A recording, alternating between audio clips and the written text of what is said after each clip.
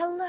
Hello, good morning. How are you? I am very well. It's our evening, but good morning to you. Yes, it Um, is. I was just about to lead in. People, when we do this, people are never usually on time. So I applaud you for being on time. But what I was going to say is that our month on Body Love Mamas this month is all about self-care.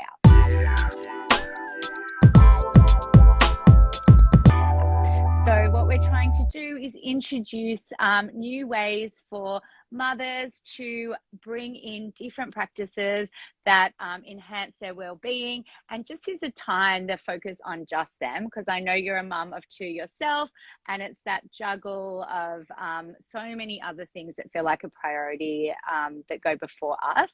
And so we're trying to encourage women this month just to make a bit of space for themselves this month and see what sticks. So I'm obviously very grateful for you to join us and to introduce us to face yoga, which I've since, you decided to come on. I've been doing a little bit of research. I love all your content. It's amazing.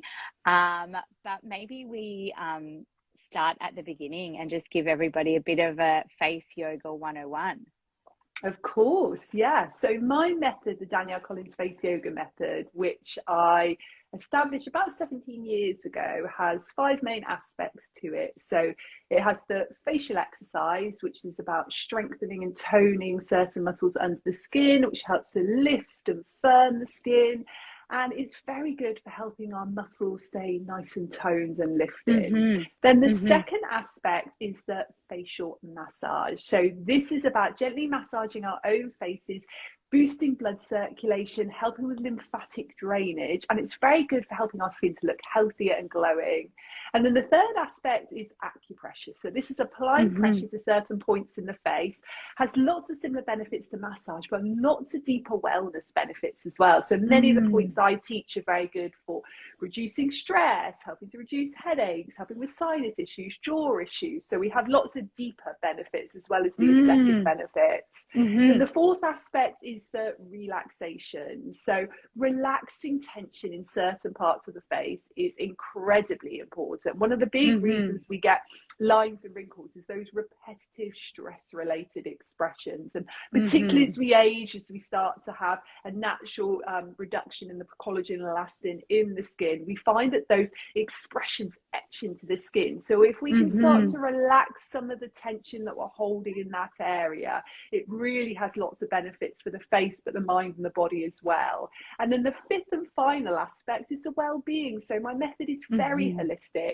and it's really about, yes, doing the exercise and massage for the face, but we're also looking at how we can feel good on the inside, because really that's what matters most. But also we know that when we feel good on the inside, this really shows through our face. So I teach lots of different things, from breathing to positive affirmations to how we can take moments of self-care like we're talking about today. All of this is so important for our face and our skin, but of course overall health and wellness as well. I mean, there's so many points I think that you just ran through, which are the pillars of your method that I think as a mother ring true. At the moment, I've got 3 children, but I've got a 3-year-old. And I think that my jaw is she is hectic. So there's that clenching of my jaw that happens, that, or sucking your teeth, that happens when you're trying to deal with a toddler. So, and I'm so excited to learn more about this. I think that obviously, with the as an alternative for other like Botox and things, I think is really interesting to listen to how that can help the skin's tone and reduce lines. But I really love all the other things you're talking about. I go to acupuncture as well, and my acupuncturist has just started talking about acupuncture in the face.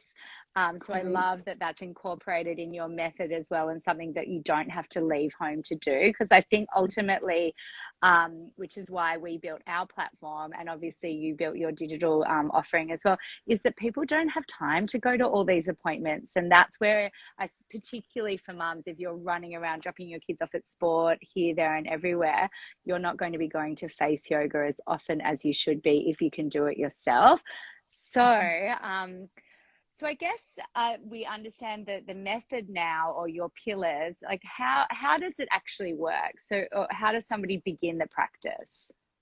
Yeah, so the easiest thing to do is just to commit to a couple of minutes a day, particularly if you are a busy mom. I never Mm-hmm. say to people, okay, you have to start by doing an hour or 45 Mm-hmm. minutes. Actually start small. So all of my techniques are 1 minute each. So I've written two Amazing. books and I've made sure every single technique in there you can just pull out and do 1 minute. So maybe there's a certain problem area you want to work on, and maybe there's a type of certain part of your face that you really want to sort of lift or release Mm. tension in. Start small, but do it regularly. And that is the key. It's like with anything. And as you Mm-hmm. guys know, with the exercises that you teach, actually, it's doing it regularly, and consistency is how you get results. So even Definitely. if you take 2 minutes or 3 minutes every day, ideal case scenario is you take 20 to 30 minutes, but also really Mm-hmm. think about how you can integrate that into your day. I often Mm-hmm. say to people, do you watch any TV in a day? And most people watch some TV. Well, actually, Mm. you could do some of the techniques while you're watching TV. Or Great. do you take a shower or bath? And actually, you could do a few of the techniques while you're in the shower or bath. When you're doing your skincare, so most of us are applying some sort of moisturizer or oil or serum each day. Use some of the massage techniques just for an extra minute or two whilst you're doing that. And just think, how can I put it into my day-to-day life? Then you'll start to see the benefits and feel the benefits. And then the lovely thing about that is you often will go, okay, this is really worth putting into my schedule. And actually, maybe I should take 10 minutes, just sat maybe like a bathroom mirror or dressing table Mm-hmm. mirror, and actually take that self-care time for me and do a full face routine. Yeah. And so if you began with the just like, and I love that because I think that having it bite size and not overwhelming is really important. So if you were to begin, let's say, lifting your frown, or your Mm-hmm. focus is on your frown, um, Yeah. would you need to do that? Because I read, I was reading on your site, it's 1 month, 1 year, Mm-hmm. takes off 1 year. Would that mean that you need to do just that one space, or is it a whole process that you need to be doing to see the results? So if I did just my frown for that, focused on that for that 1 month to see the Mm-hmm. results, or is it more holistic than that? Do what you can again. So Mm-hmm. ideally, you'd be working all areas of the face and you'd be Mm-hmm. taking a minute or two on each of the key areas. But if you Okay. say, for example, okay, I'm just going to work the frown lines, I'm just going to massage this area for 1 minute each day to boost the circulation, to soften lines, perhaps I'm Yep. going to just really relax tension in that area, and just do that every day for 1 minute, then you're going to soften the lines in that area. You're not going to be Mm. lifting the neck by doing that, of course, because we're not Yep. working that area, but you will be softening the lines there. But it's also important to remember, when you are working there, as you're relaxing there, you're naturally going to be relaxing some tension in the surrounding Mm. muscles as well. Mm-hmm. Or, for example, if you're going to do a neck lifting exercise, you're going to Mm. naturally be lifting and sculpting the jaw as well, because all the muscles are Mm-hmm. attached. So there will be an effect on other muscles. However, really, if you want to work the whole face, you need to work the whole face. Sure. And so I like how long would so the whole face is ideally 20 minutes a day in front of Mm-hmm. a mirror Mm-hmm. using is there a product that you recommend that women use, or is it just their own face oil that they're using at the time? You can use whatever you've got at home.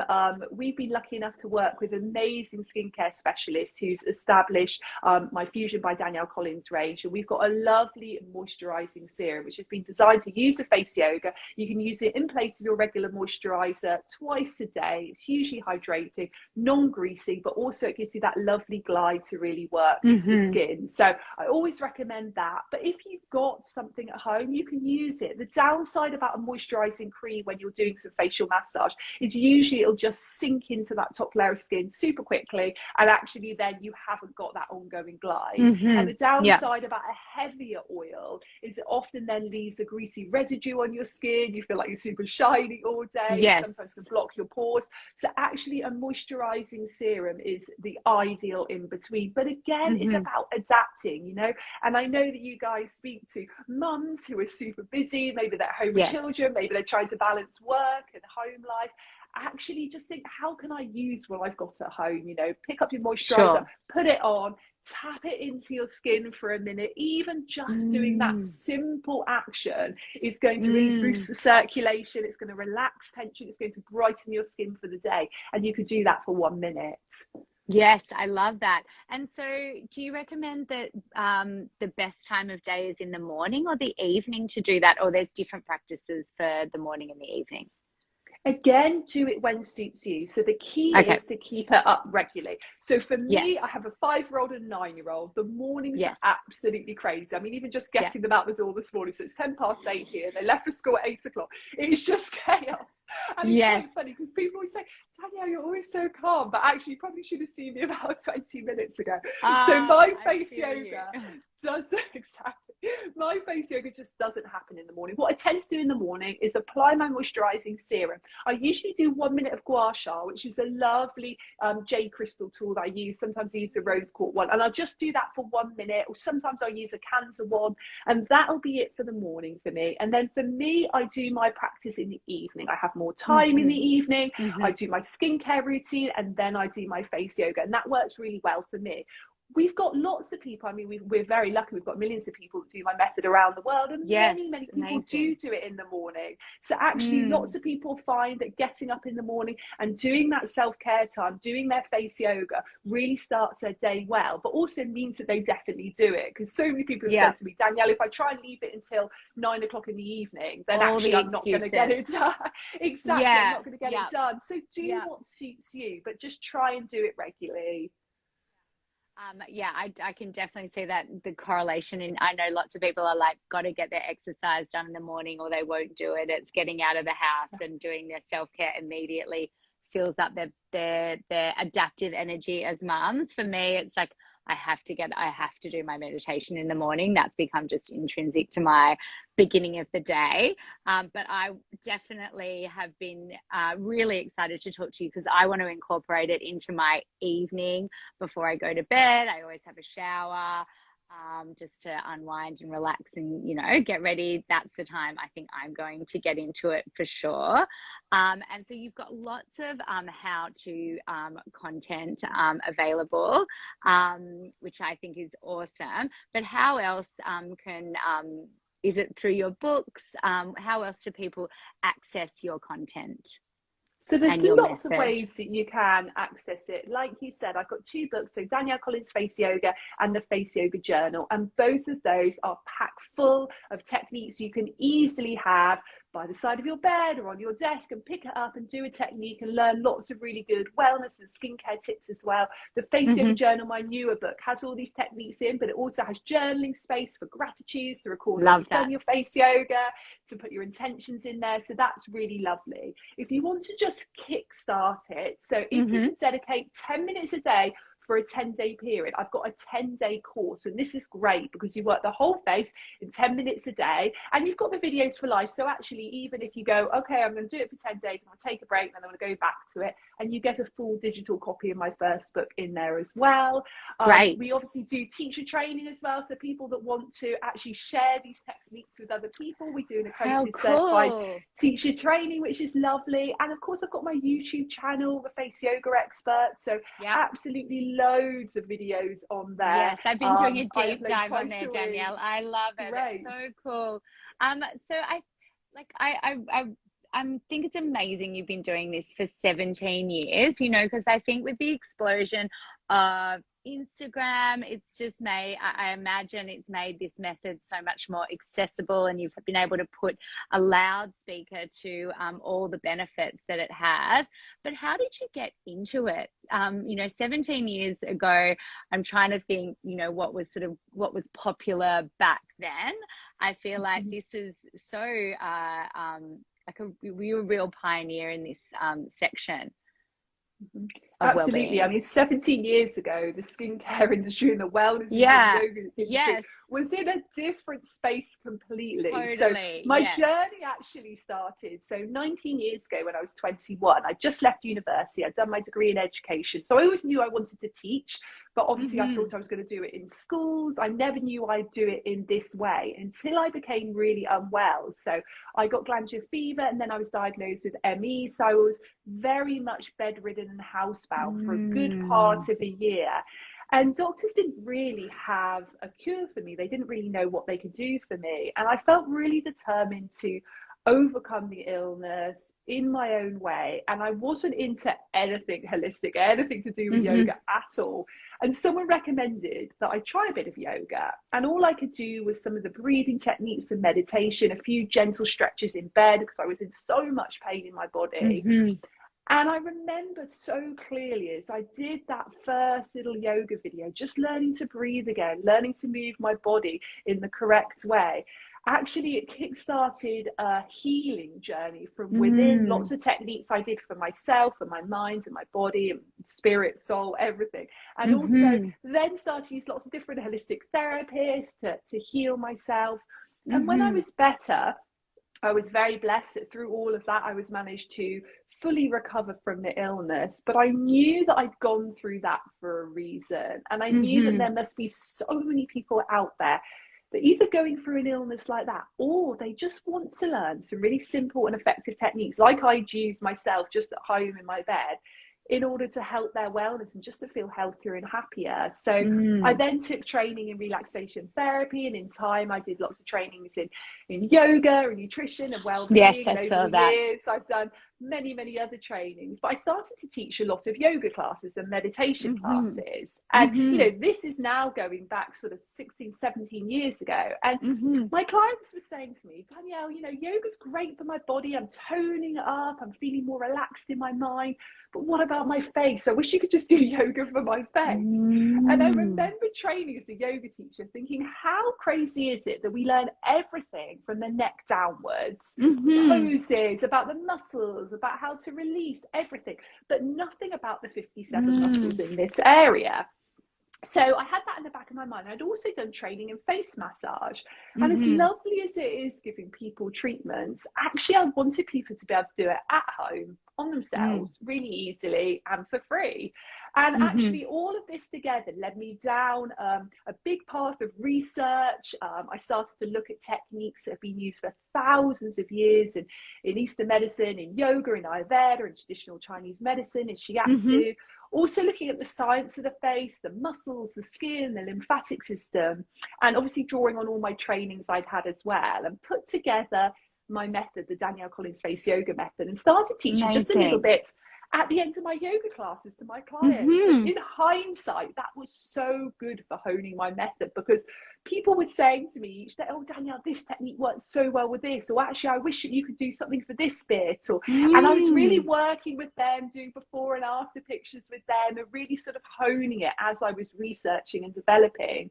And then I've been incredibly blessed now over the last sort of 17 years. I've been teaching it around the world, writing books, doing teacher training, YouTube podcasts, various other things. So I love doing it. And I feel very lucky that I'm able to share this with people. Can see your passion, and I think that's like, I love your story as well, and I love how you've incorporated in how you began to incorporate that into your classes. You know, I at Body Love, in our studios and Body Love Mamas, you know, one of our pillars is evolution, you know, like asking yourself, is this evolutionary, you know, as when you're doing it. And I think the evolution of your story to become the expert that you are today, and to be helping so many people with such a like an easily accessible self-care thing, I think is really incredible, Danielle. I can't wait to do it tonight. Actually, I'm getting really excited. Yeah, so good. And so do you feel is it different for a woman's face to a man's face? So are there different techniques? I mean, obviously we're speaking to women, but and I imagine that that's your main target market. But are women and men's faces different? Would it work for a man? They are slightly different in the way that they age. However, most of my techniques can be used for either. So I really Mm-hmm. believe in accessibility. So I'd probably Mm-hmm. say that about 90% of people that do my method, 90 to 95% are female. However, Yes. males do it. And actually, it's been really nice over the years to start to see how more males are doing it and integrate it into their routine. And often lots of men that are into fitness go into Yes. it, which completely Yeah. makes sense because they're looking after their bodies and they're training their bodies and they want to, just add that icing on the cake in many ways, that missing piece. And have you come to Australia? We're obviously based in Australia. Have you ever been No, I here? have never been to No. Australia. I would love to host you at Body Love sometime. Oh, Now that the thank borders all you. open up, we've got to get you in here. But I Yes. think that the combination of the science behind the facial muscles and also all those Eastern techniques that you discussed, I love that collaboration or combination of East and West together. So I guess other than sort of and I know the face is your main topic, but I was also reading on your blog that you do things for the décolletage. And I know as an Australian and a woman of 40 as well, I've definitely damaged my chest. It's one of my greatest regrets growing up as an Australian, beating the sun down on my chest. So is there massage that we can do for our chest as well? Absolutely. So we can do really simple Oh, things. I look at really yours, like it's just beautiful. tapping. Do you know, I wish that when I was younger, the same, particularly in my very early I 20s and teens, regret that I it. wore SPF on that area. Now Oh my whenever it's gosh. exposed, I will always do that. But I Yeah. certainly have, and it's not major, but I can definitely see sun damage on that area now getting to my 40s. Mm, And actually, mm. even though I started to protect it in my mid 20s, actually, Yes.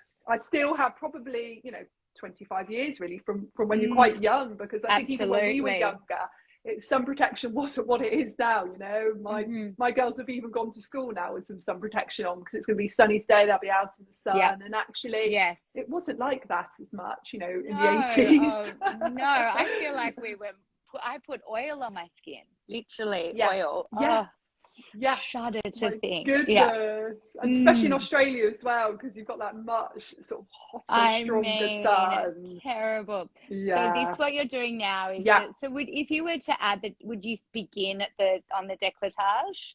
You can do that. Yeah, absolutely. Most people want to start on the face because people tend to find that that's sort of their problem area. But if you can Okay. start with a little bit of massage in this area, you can just do Mm-hmm. this. The tapping Mm-hmm. that I just showed you is beautiful.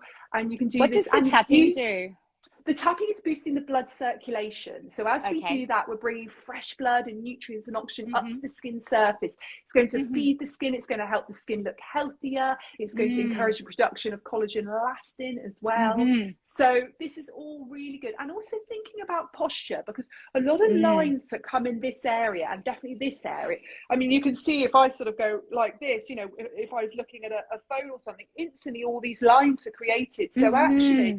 just taking a bit of time just to open, I like sort of opening the arms like big wings and just moving the head Mm. from side to side. And that's a really lovely one for just helping to open this whole area and just remind us how important our posture is when it comes to looking after our chest and our neck, Mm-hmm. and even around this jaw area as well. Mm-hmm. Yes, I mean, obviously, we're, in Pilates, it's all about posture. And one of the main things we see is that kyphosis, that rounded forward, that sticking out their chin from either point, looking at a computer or being rounded forward. So now we have another reason to try to encourage people to correct their posture. Yes. It's going to get rid of those lines. I love that. Yes. So you mentioned the acupuncture side of it, or your acupressure. Can we talk more about that and sort of its health benefits and how people can, maybe like your two favorite spots or two spots that people can begin with? Yeah, so acupressure, as you say, is very much related to acupuncture, but we do it without the needles. So we're just applying pressure to certain points in the face. And as a rule, you would press the point about 30 seconds or so, and then you can massage in a little circular action one way and the other way. So I'll do a very quick show of a few good ones. So we've got a third eye point here. This Mm-hmm. pressing this point is very good for reducing stress. It's also going to help to soften any lines in this area. We've got a really lovely one just on the temples there, just a little indentation there. Again, very good for reducing stress, very good if you're prone to headaches. So you can press and then you can massage there. A lovely point in the inner corner of the eye there. A great one if you suffer from insomnia. Very good if you get eye strain, tired eyes after using screens. And again, you can massage both ways. Outer edge of the nostrils is wonderful as well, particularly if you get any sinus issues, blocked sinuses. And in Ayurveda as well, this one is very much related to if we get dark circles under the eyes. So even though we're not directly working under the eyes here, if you are prone to that, press this point is really, really good. Brightening the cheeks by going in a little hollow in the cheeks. So sort of pull in, find that hollow, pressing there. That's a great one. If your cheeks are looking a little bit dull, you want to look a little bit more energized. And then loads of points, but I'll just show you a final one, just underneath the ears at the top of the jaw there. Very good for us who get jaw tension. Exactly. Yes. And you can really wiggle. Exactly. You can really wiggle and massage that area and be quite intuitive with it as well in terms of your pressure. So sometimes you feel, actually, I need to go super gentle with this. This feels right for me today. Other times you might want to go a little bit deeper.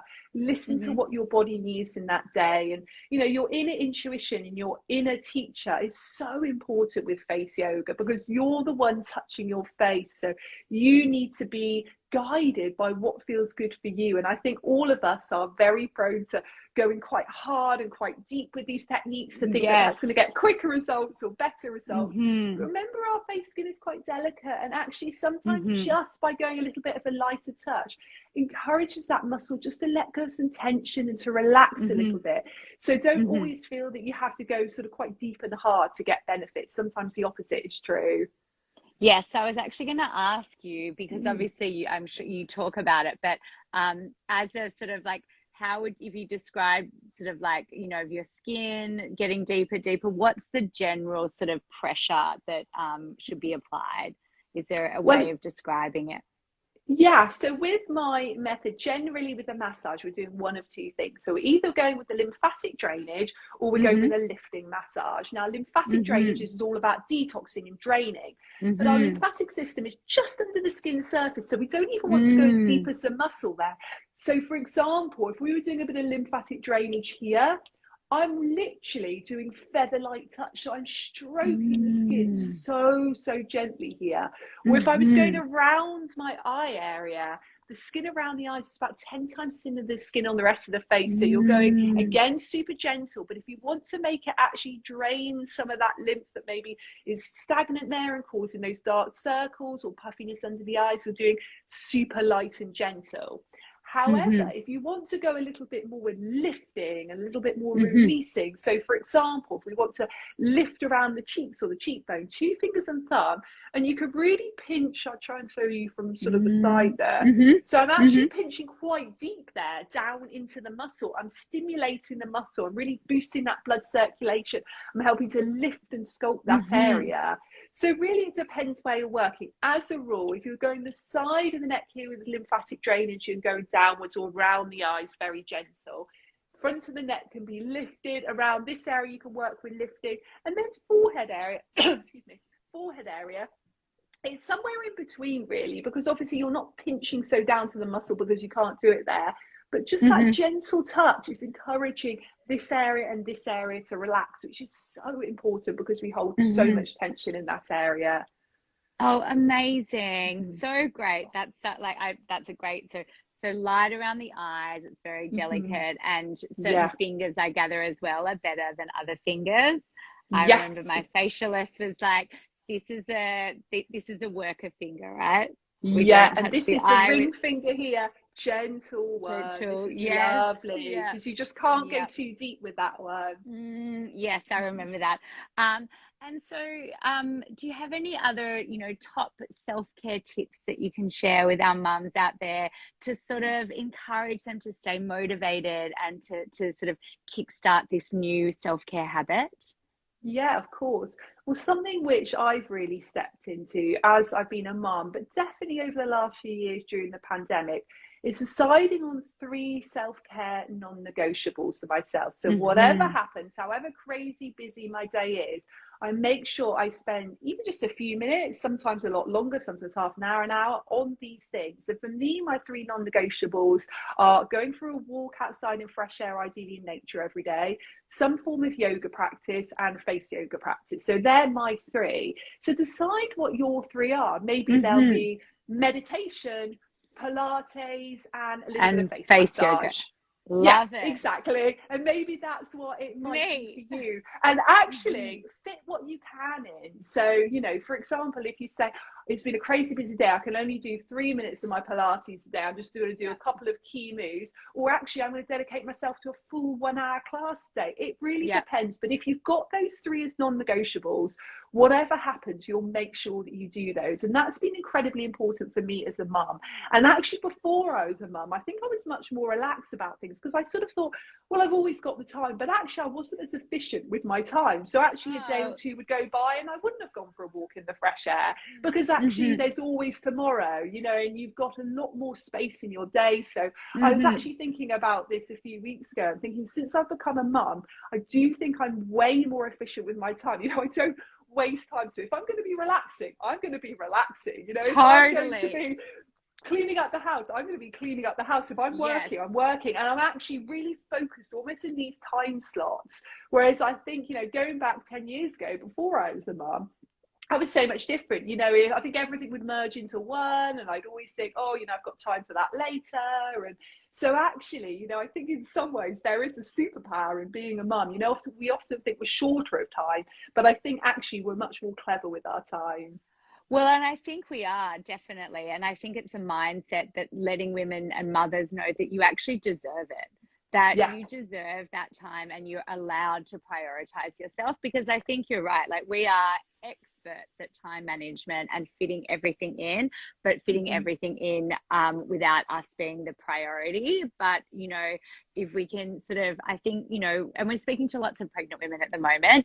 And I think that if you're a first time mum, I really encourage first time mums to make that change now, to introduce your 3 non-negotiables, that they become so intrinsic in your life that you see such incredible benefits that you're able to hold on to that as you lead into a time that has a lot of uncertainty in your schedule. Obviously, being, you know, speaking to the postnatal mums and the mums with new babies, there's a lot going on all the time. But if you have that practice down pat as you lead into that sort of more crazy period, I feel like you're more likely to continue it. So making the habits during pregnancy is really important. But yes, well, I love that. Thank you so much, Danielle. I'm really appreciative. I'm going to do my own face yoga. I'm going to give it a go tonight. So I'll post that for everyone to see. But thank you so much. And I encourage everybody to go to check out your platform, to check out your YouTube channel, and to give face yoga a go. Introduce that as a self-care practice for even the month of May. And I'm sure that it'll continue. Absolutely. And just an extra note on that, particularly for new mums, just to be really gentle with yourself and give yourself some grace, because, you know, even I talk about these non-negotiables, you know, I remember very well with both of my girls in those early few months, actually it's just in survival mode.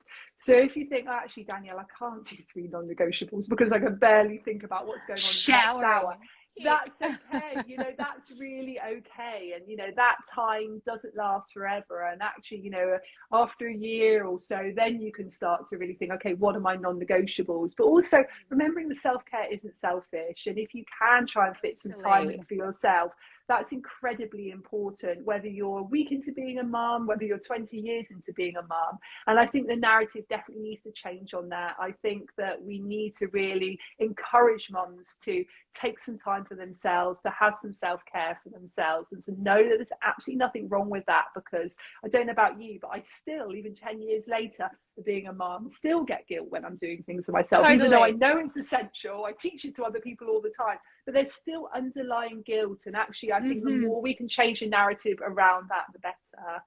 Absolutely. I mean, Danielle, if I could put a poster on, or like tattoo something across this screen, self-care isn't selfish. That's Yeah. our new mantra for It is. the rest of the month, because absolutely. And I know, you know, it was just Mother's Day in Australia. Was it Mother's Day in the UK? No, we have it in March. You have it in March. So we just had it on Sunday, and my husband really nailed it this year for the first time ever, you know, and it was because I had the perfect balance of my kids in the morning. We peaked and troughed throughout the day. And then in the afternoon, I went for a swim, I went to group meditation, and then I had dinner with my girlfriends. And and I came away feeling like I'd been on a holiday, because it was just so nice, and it filled up my cup. And then I've been able to feel much more available and present, and you know, and so self-care isn't selfish. It, you know, you're filling your cup up so everyone can drain from it again. It's so true. It's so true. And I think when you've taken that self-care, you come back, in my mind, I mean, for me personally, I come back a better mum, a better wife. Totally. I'm better at my work. You know, I'm the mum, the wife, and the business owner I want to be, you know, rather than sort of dragging myself through it, because actually I haven't given myself that time. Yes, thank you. Yeah, so we are on the same page, Danielle. Yes. So thank you so much. Self-care isn't selfish. No. Exactly. That's our mantra. Absolutely. Well, thank you. You have a gorgeous day. Thank you for joining us. You. And take care. And yeah, take care. Okay. Take care. Bye. Love you. See you. Bye. Bye.